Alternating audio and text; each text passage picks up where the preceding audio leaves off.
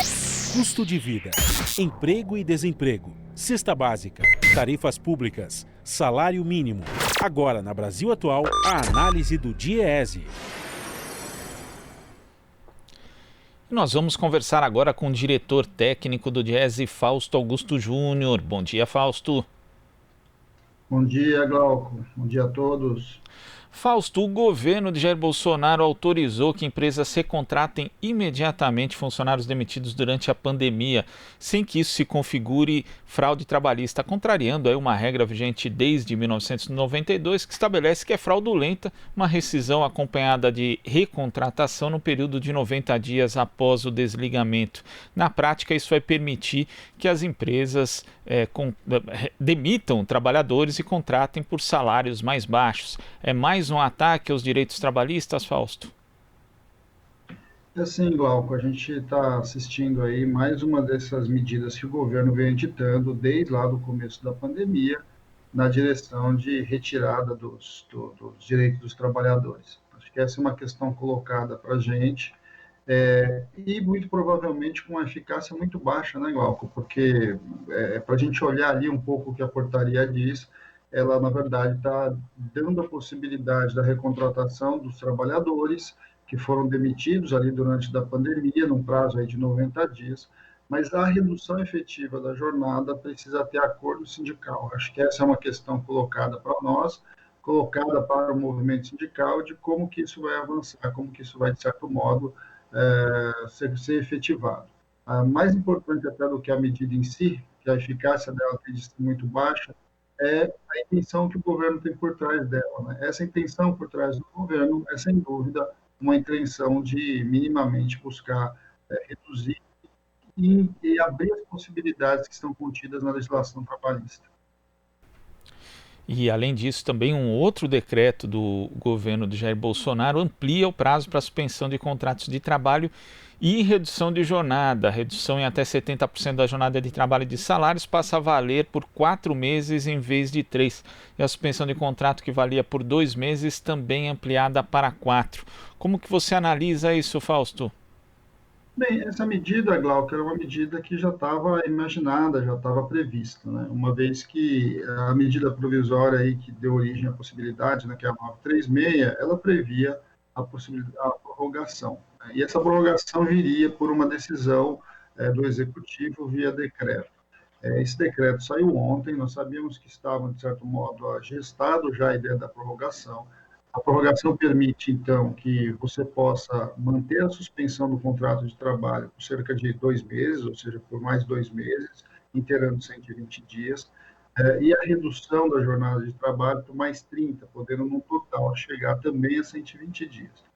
Esse é um prazo mais ou menos contratado ali na discussão da medida provisória 936, e se imaginava, assim, que o governo colocasse ela em vigor.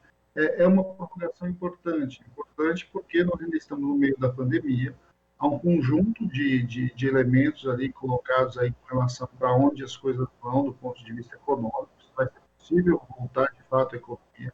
Nós passamos ontem por um dia bastante apreensivo do ponto de vista dos números da pandemia, uma vez que São Paulo teve o segundo maior número de mortes no mesmo dia. É bom lembrar que faz 14 dias, mais ou menos 2 semanas, que começa o processo de reabertura de São Paulo, e a gente vai vendo um aceleramento ali da curva de mortes novamente, o que coloca para nós bastante dúvidas sobre as medidas de abertura, o que coloca muita insegurança do ponto de vista para onde as coisas caminham.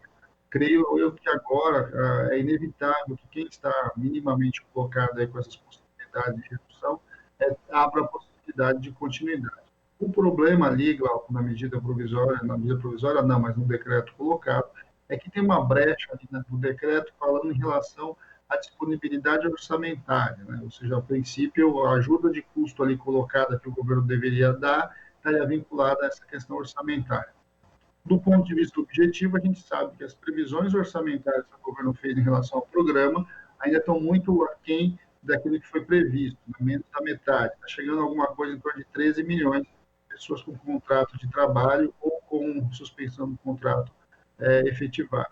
Por outro lado, a gente sabe que essa nuance ali da questão orçamentária também tem barrado ou atrasado muito pagamentos por dentro dos programas governamentais. Então, creio que essa é uma discussão bastante importante para a gente ficar alerta, observando o que vai acontecer no próximo período. Do ponto de vista, então, do saldo de ontem, a gente tem uma medida esperada, que era a suspensão do contrato e a redução da jornada, né, a continuidade desses prazos, e uma nova portaria, então, que permite a contratação de trabalhadores, inclusive com redução de salário, o que até então, desde a nossa história do ponto de vista trabalhista, é uma grande ilegalidade.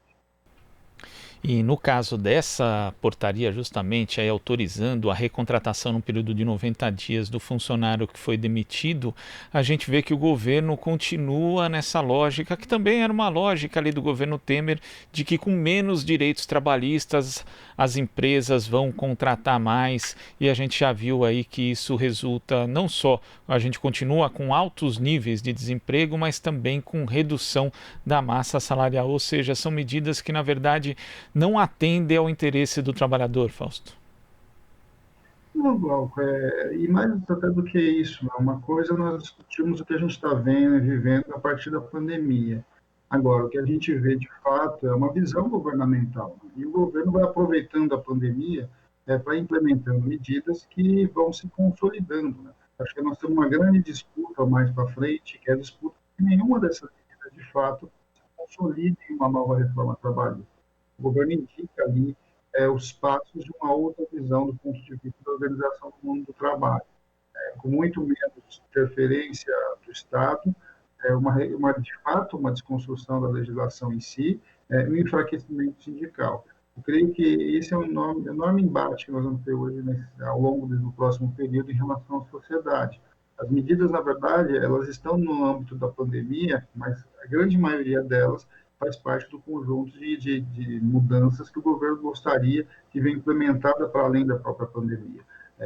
A proposta do governo, nós sabemos, está bem longe de ser uma proposta que mantenha os direitos. Ao contrário, a ideia do próprio governo é que você vai retirando direitos em troca de emprego. Ou seja, o governo, do mesmo jeito que lá no período inicial da pandemia fazia a diferença entre manter empregos ou manter a vida, ele se utiliza o tempo todo desse jargão, é melhor ter emprego do que ter direitos, para implementar esse tipo de redução, esse tipo de retirada de direitos dos trabalhadores. Creio que esse é um enorme embate que a sociedade brasileira, os trabalhadores, o movimento sindical vai enfrentar no Congresso Nacional ao longo aí do próximo período aí do segundo semestre. Tá certo, Fausto. Muito obrigado pela sua participação aqui no Jornal Brasil Atual e até a próxima. Até a próxima, Glauco. Bom dia a todos. Bom dia.